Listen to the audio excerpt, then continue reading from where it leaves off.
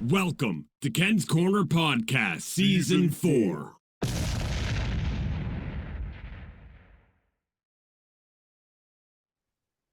Hey everyone, this is Ken from Ken's Corner, and today I'm very excited. This is a legend of football, Canadian football. This is Mr. Adam Rita, six-time Grey Cup champion. How are you today, Adam?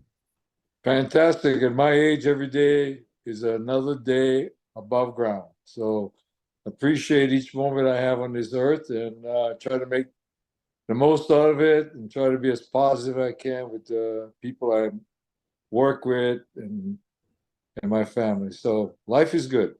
Amazing. Like I know you're really busy. You're heading to BC soon to watch that Toronto BC game. And sorry to your family, but I think you should be cheering for the Argos. But that's just my opinion. This weekend, the alumni game. Can you tell us a little bit about what that's going on and what's happening that day? Well, BC is playing Toronto, and the Lions decided they're going to honor the 2000 Grey Cup team we had there in BC. The head coach was Steve Barato, and I was the GM. And we had many great players like Robert Drummond, Argo, ex-Argo. My dilemma is, I won 2 Grey Cups with the Lions and 3 with the Argos. So I'm not split down the middle. I'm still mostly an Argo fan because I've had so many great memories here, but I've had great memories in BC too. So I'm pretty lucky as a coach. I've only been in a couple places in the pros. Usually people are a year or 2 years, So I've been pretty lucky in my career. But basically, when you have good players, you get a lot of luck. Yeah, we're going to get around to talking about some of them good players. But I do want, you were telling me something before we came on air about what you're doing right now in Mississauga. Can you just give us a rundown of the program that you're helping with there? Yes, in 2016, Larry Jusdanis, who was my strength and conditioning coach at Argos for a year, and Lee Barrett, they both played at Arcadia. And Larry started in the States. He was Canadian, he got recruited in the States, and then came back to Canada. But we decided to start a program for Canadians to play American football in America, to give them exposure to some of the top teams in the United States, like St. Edwards, St. Xavier, IMG. We don't no longer play IMG because IMG went into another category like pro. And then St. Francis, teams like that. We won the first. We have a little league. It's a prep league. They formed a conference last year, and we won it for the first year. So we're trying to defend that and play some top teams. So our players get looked at by U.S. schools and Canadian schools. But basically, the program is geared to that. The kids that come to our program and the guys that we recruit, they expect to go to the next level and play. So we run a U.S.-style program. It's year-round, and we have 2 strength and conditioning coaches, academic advisors, so that you qualify. Make sure you qualify for both U Sports and NC2A. So we have a complete program, So it's been going on. Like the last 3 years, we've had the top picks came through Football North in the CFL draft. This year, we had our first NFL player, and right now he's with New Orleans on the practice roster. Kyle Hergo from Port Credit. He went to North Dakota, then he went to Texas State, and then he ended up at Boston College. That's amazing. With all this NIL deals, kids move. People offer more money and they move. They're like pros now. Yeah. You've had experience before this. You were a coach of the University of BC way back, I believe, in the 80s. So give me a little rundown of what you might have learned that took you to that 6 Grey Cup championships right there in BC. Well, I went to UBC, I think Larry Donovan was head coach then at the BC Lions. I got fired. I said, I'm going to take some time off. And UBC calls me, Frank Smith. Thank God he did. Kept me sane. Was a great experience at UBC. I think the program is even better now. But I had Frank Smith, Casey Smith, legendary people to work with, some great players. And I remember I had to defend Sean Millington, and we couldn't. And I said, if I get back in the pros again, Sean Millington's got to be on my team, and I had the pleasure to coach him twice in BC. And, we called him the Diesel. I think that's the most rushing he ever had in one season was with us in BC before he went to Winnipeg. Went to Winnipeg and I brought him back again. He realized that BC was his home. He came back home and I had, in 2000, I had the Diesel, Sean Millington and Robert Drummond in the backfield. And they were bigger than most defensive players and they were fast, tough, smart. And, we had the Drum and we had the Diesel, double D's. That was awesome. That is awesome. Now, the Grey Cup that I remember the most is in 1991 with Matt Dunnigan as your quarterback, and that Rocky Ismail Grey Cup moment with the snowball flying at him and scoring that touchdown. Now, is that one of your most memorable Grey Cup championships? Yes, it was, because it's very unusual. I'm with two superstars in John Candy and Wayne Gretzky and Bruce McNall. John was always on the sideline. I mean, he never left our side. He was awesome. And so that made it special. The other thing, I think I was the right guy for the year as a coach, because we had so many stars in there. And, having owners that are superstars and then having players like Rocket, David Williams, Matt Dunnigan, Ricky Foggy, Pinball Clemens, DK Smith, really, I mean, we had a lot of guys we had to satisfy on the field. Mm-hmm. And I'm pretty sure I missed somebody there, but, there were a lot of great players on that team. And the hardest thing I had on offense was to be sure that Rocket touched the ball more than anybody else. Mm-hmm. Even though I know David Williams would have, and DK Smith and Pinball and guys like that would have ripped it up because we did the year before, Yeah. And it was a very surreal moment, and the whole deal was like a movie, But I had the right ego for all the egos we had around us. You know what I mean? They were more important than I was.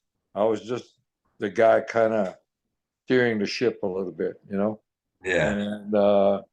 And we had full sails, full steam ahead. So I had to use my imagination, people call it the Wildcat, but we call it the Rocket when I put him at quarterback to be sure he touched the ball. And that's why they have the rule now in the CFL, you can't have 13 guys in the huddle, because I used to run my quarterback out at the last minute. And Rocky would go, I never played quarterback before. I said, don't worry, we're not going to throw the ball.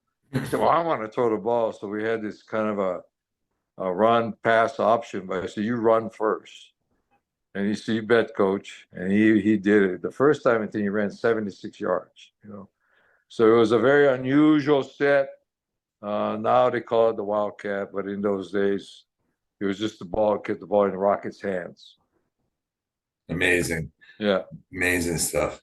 Now, I think the most amazing part about that year was how we got David Williams. I think we're in the 12th game of the year, and David and I go back to BC, and I love David. I mean, he's awesome.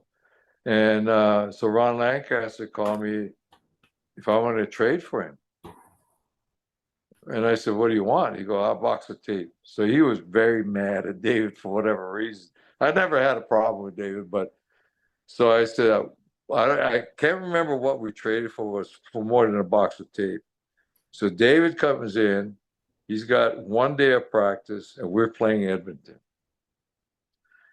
Ronnie didn't think that David was going to be ready to play in the game. That's probably why he traded him. But he forgot that David had played for me before. So he knew the system. And he knew Matt Dunnigan. He knew Matt was going to get in the ball, right? So it was an easy trade. I think he scored 2 or 3 touchdowns in that game. And he really added even more firepower to our offense. But really, when you look at the Grey Cup in 91, our defense and our special teams really won the game, because I think we only had like 10 first downs, but we were scoring in one play, So, it was weird how the game went. First play of the game, Danny Barrett throws a pick to Ed Barry. Ed Barry runs it in. They come up again. He throws the same play, and Eddie Barry drops it. So we could have been up 14-0 before we even went on offense, basically. And that was really weird. And then Matt couldn't throw the ball because of his shoulder, and he was going to play no matter what because he hadn't won a Grey Cup as a starting quarterback. So I had to talk to Foggy, and Foggy, being the player he was, he and Matty were pretty close. In fact, I got Foggy in because Matty wanted it in when he got hurt the year before. Mhm. So that's how we got Ricky in here. And Ricky, bless his heart, he won 8 games for us when Matty was down, and really solidified our position in first place. Yeah, that's amazing. Can you talk a little bit about the Doug Flutie Grey Cup? That was a barn burner. That was, I remember Doug, we put in a shovel pass to pinball, and he wouldn't call it because we had a game plan, and I let the quarterbacks choose from the menu, right? I said, Dougie, why aren't you calling the shovel?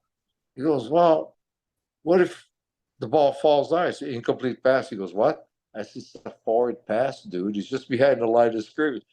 He goes, I'll call it every play. I'd have 90% completion average. I said, well, I'm not interested in completion. I'm interested in your read, right? We started laughing. But that Grey Cup, I'm telling you, it was a game I remembered really, really well because of the snow. Because in the year that we won the Grey Cup in Edmonton, Doug was a quarterback at Calgary, and we played him in the Western Final. And it was snowing. I had never seen so much snow on the field. And Doug wouldn't wear gloves. So he couldn't finish the game. If he would have finished the game, we probably would have lost, right? Because they were on the last drive to win it. His hands froze. So the other quarterback came in, and we were able to stop him. And so in this game in 96, I said, Doug, Danny's got, our equipment guy, got this, you know how the duck warmers, when you go duck hunting, they have those things you can put in your gloves or whatever. And he's got he's got gloves for you, and he's got the thing you put your hands in between series, and there's duck warmers in there. You just put your hands on them. I'm not gonna. I said, Dougie, remember the Grey Cup we played you in Calgary? Oh, bullshit. That was, he goes like he's a competitive guy, right? So I said, please, just do this because I don't want you not being able to finish the game, right? And he said, okay. The conversation was pretty short, but it made him understand that we have the best equipment guy. They'll give you the best shoes to play in. He'll keep you warm. He'll do everything in his power to make you comfortable on the field to play the game. And that was Danny Webb, who's our equipment guy, and he is celebrating his 40th year with the Argos this year. And he's the most amazing. If the field was ice, we'd all be in broom ball shoes. I think I was at that game against Saskatchewan, actually, when they honored them. That's true. I remember that happening. Yeah. Thanks for bringing that up. To be a winner, you have to have a lot of people around you. You have to have a great supporting cast. You got to know that your equipment guy is prepared for anything, right? And he was. Your trainer's ready, your team doctor's ready, your travel people are ready, the equipment's ready, they're all repaired. So all the guys have to do is show up and play, you know. Same with the coaches, show up and play, you know.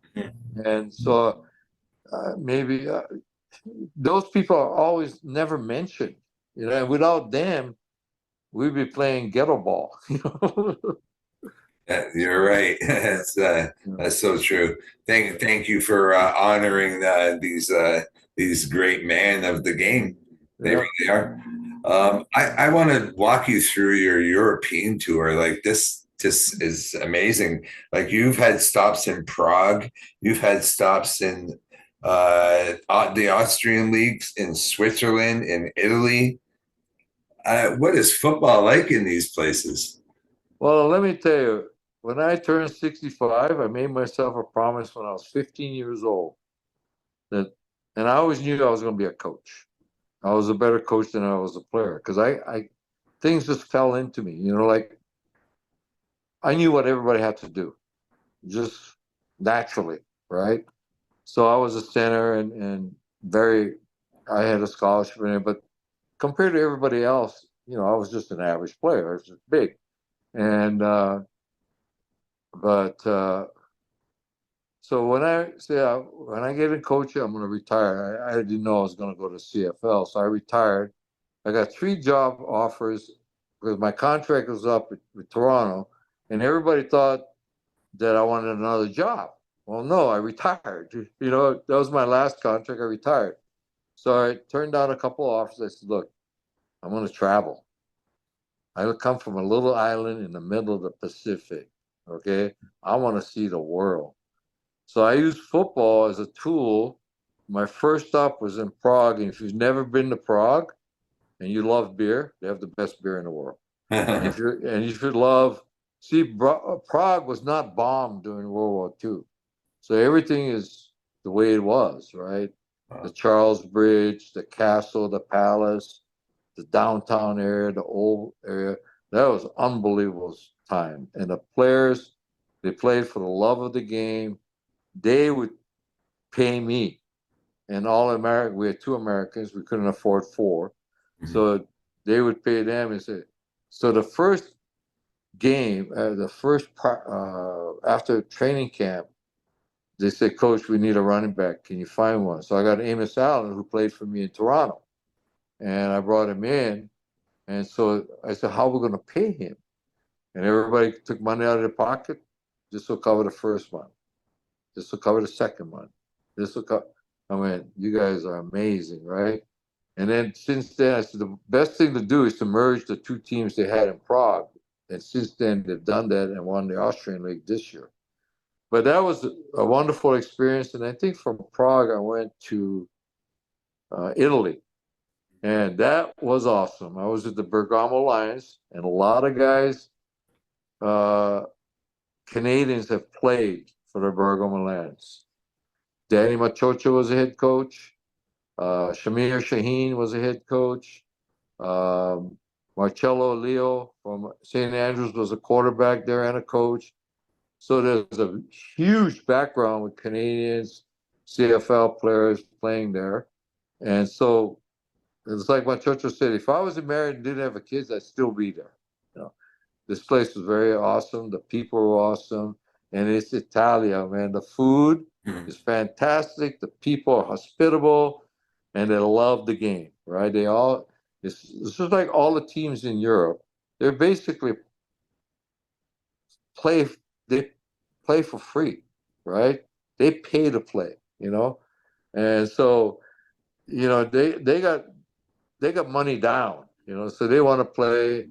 You know, sometimes they can't come to practice and everything. So you got to keep it pretty vanilla, and you only practice a couple times a week, and you play a game, well, 3 times a week, and it's a wonderful experience. And then from there, I went to Core in the Swiss league, and that was an awesome experience also. But man, it's up in the mountains.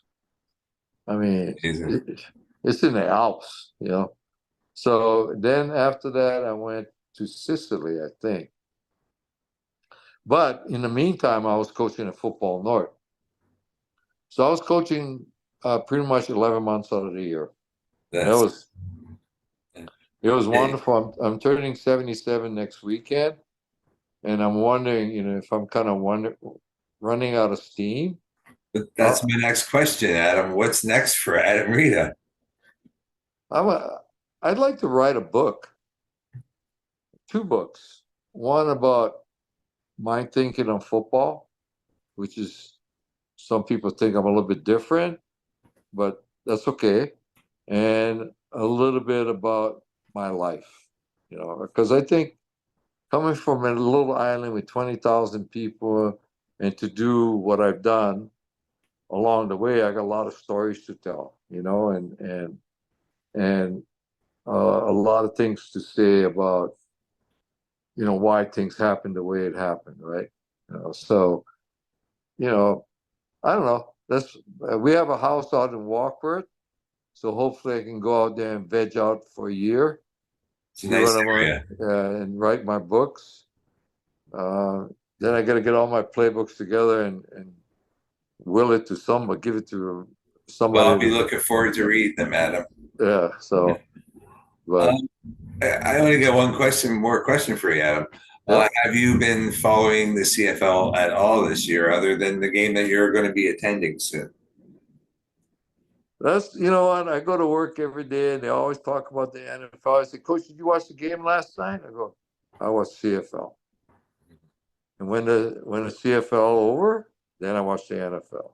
Yes. But between the CFL, NFL, and our team, I got to drop one. I'm not dropping our team, and I'm not dropping the CFL. So, I love football no matter what it is, and I love any kind of sports in the playoffs. Hockey. You're the best person for me to ask then. I'm Yeah, sorry to cut you off. Do you have a Grey Cup prediction for this season? I'm very prejudiced.